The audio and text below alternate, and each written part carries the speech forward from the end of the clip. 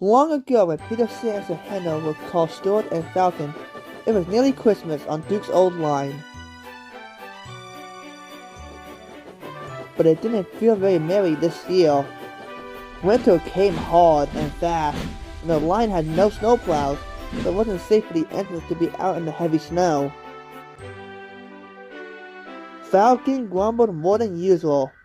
"Stupid icy soft stuff! All it does is freeze my wheels and turn my funnel into icicle!" Stuart, on the other hand, loved the snow. "Oh, hush, Falcon. I think snow is lovely. I love seeing the lakes and hillsides coated with ice and frost." "Hm, well, keep your wits about you, impertinent scallywags.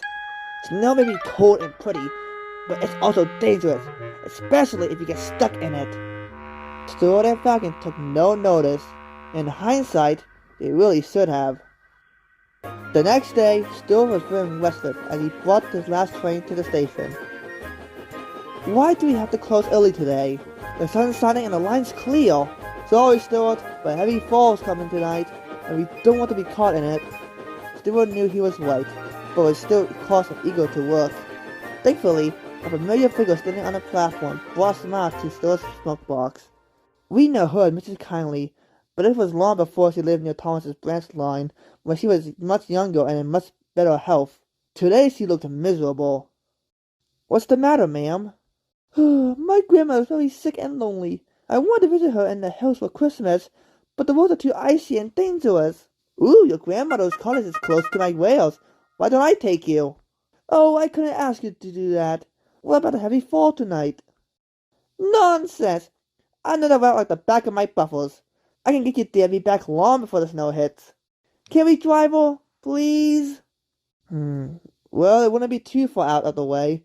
I suppose we can try, but we should ask manager first." To Stuart's delight, the manager agreed. He and Mrs. Kindly were old friends, and he didn't want her to be sad either. "But after you deliver Mrs. Kindly, you're to come straight back before nightfall." "Yes, sir." "I can't thank you enough, Stuart. Are you sure it's no trouble?" "No trouble at all, ma'am. We'll be there in no time." "Don't get too confident, youngster. If you get stuck out there, don't expect me to come and save you." Stuart took no notice and cheerfully went on his way. "Poof! Rather him than me."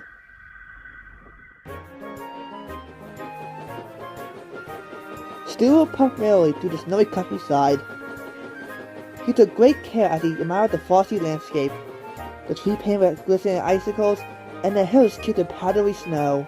Mrs. Conley was enjoying the run too. It was nice and toasty in the Blinkman, and she and the guards shared piping hot cups of cocoa.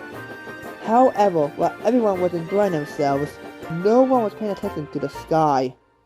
Dark clouds gathered above them, and tiny snowflakes began to fall.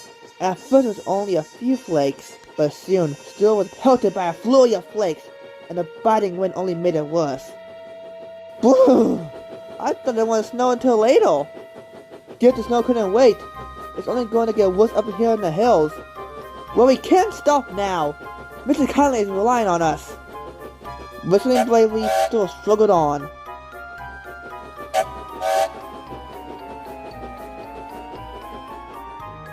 But he found himself going slower and slower as he battled against the snow.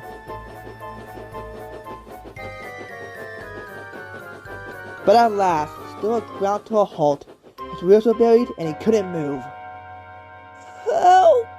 Poor Stuart was so cold that he could barely speak, his cries for help swallowed by the blizzard. Luckily, the snow wasn't as strong as the sedge, so Duke and Falcon didn't feel the worst of it. "Brrr! Bitter cold, bitter cold! I thought I wasn't supposed to start snowing until tonight!" That's another funny thing about weather.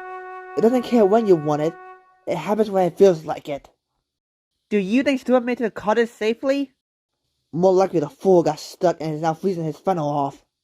"And that's exactly what happened. I just got a message from the signalman in the hills. Stuart never made it.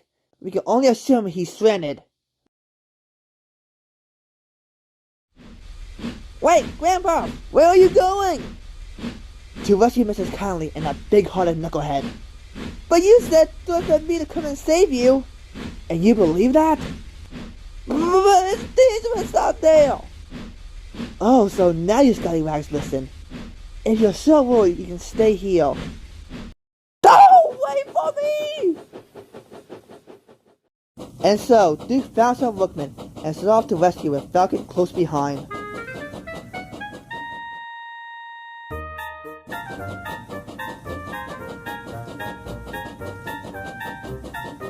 It wasn't a comfortable ride at all.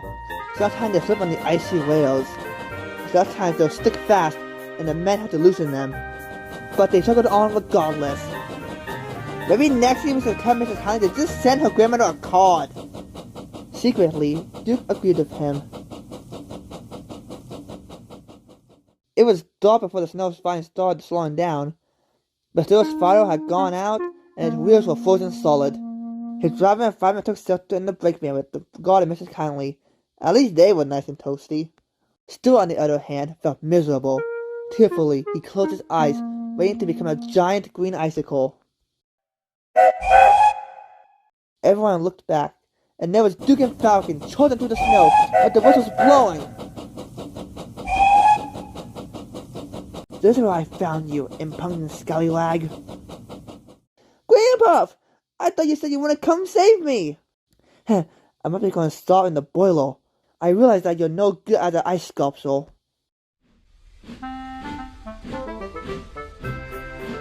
The workmen cleared away most of the snow, and then, with Duke and Falcon pushing hard, the strange cavalcade set off for the cottage again.